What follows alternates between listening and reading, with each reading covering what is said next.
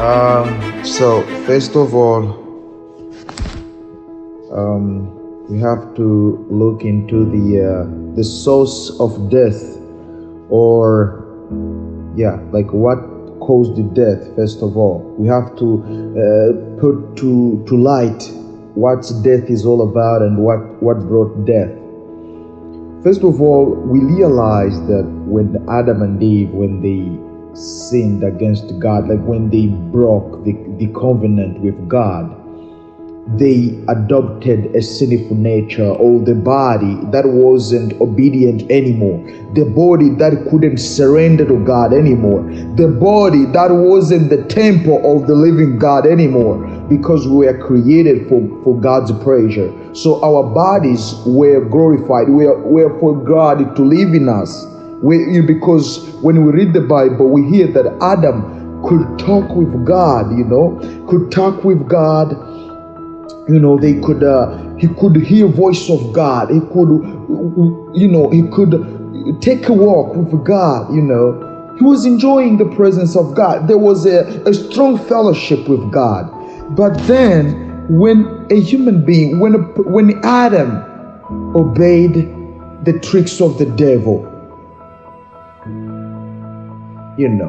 and put in front of the devil, because the devil was deceiving Adam, was deceiving the woman, right? The woman, the wife of Adam, that when you eat the fruit, you become like God himself, like that kind of arrogance. Like, how can a human being how can a pot turn into a potter? That's impossible, right? How can a potsherd turn into a potter? It's impossible. Like, we are created by God, so it couldn't turn into a potter. Like, you can't, like the cup, let's say you drink tea, like a cup cannot turn into you, but you can use the cup to drink tea, right? So human beings were created by God, but we couldn't reach that extent of becoming God ourselves. So those were like the tricks of the devil, trying to show us that the arrogance, he deceived us with arrogance. So the devil then defeated, he rejoiced because the human being adopted the sinful nature, and the body was the sinful, had sinful nature in it, right? The human nature, the sinful nature that opposes the will of God, the sinful nature that doesn't fulfill the will of God. Okay? So the sinful nature that destroys everything that is in the plan of God. So then now that sinful nature resulted into death, resulted into death, because the death is the wages of sin. Okay, that's what we read in the book of Romans. Was it like chapter 3 or something like that? Like, the wages of sin is death. In Swahili they say mshahara wa dhambi ni mauti. The wages of sin is death. So people die, we die because of sin, the sinful nature. And people even die even more terrible death because of sin, because that's what the devil wanted. But now, thank to the Lord, thank to God, praise the Lord, because he so loved the world. He kept seeing how terrible people are perishing, how people are dying, because sin brought sufferings, all these terrible deaths. Then God so loved the world that he gave his only begotten Son. So when Jesus came, his mission was to die on the cross, to face hell on our behalf, to face the sufferings on our behalf. And when we go through the book of Luke, or the book of Mark, or the whole gospel, we find that Jesus Christ, when he came, his main mission was to die for us. Yes. The atonement, like the sin, the payment for sin, right? So because the wages of sin was death, the payment we could get was sin, was death. So God saw that human being were perishing, that's when Jesus came in. His main purpose was to die on the cross. But like when he told his disciples, oh, I will die, then in 3 days I'll come back. Like he kept preaching about it. Oh, I will destroy the temple, and then I will rebuild it in 3 days.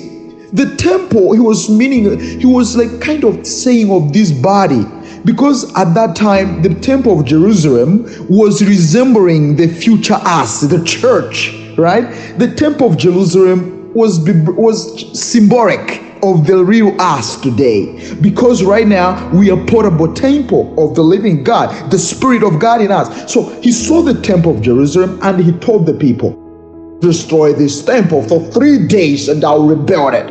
So what he was meaning, the word behind this was like he will die and then in 3 days he will come back to life. So thank to Jesus that he faced hell on our behalf on the cross. And when Peter, even before that, when he was announcing about his death to his disciples, and then Simon Peter was, he was, sometimes you could say encouraging words, words of courageousness, like showing courage. But one day the devil deceived Peter to tell Jesus, oh, Jesus, you can't die on the cross. Like trying to feel pity for Jesus. Oh, you can't die on the cross, Jesus. No, we need you. You can't die. Then you know what Jesus told Peter? He told him, go behind me, Satan. Because Jesus' plan was to die on the cross. He came to face the death, to face this terrible death human beings are facing on our behalf, so that when we die, we resurrect, we live another life.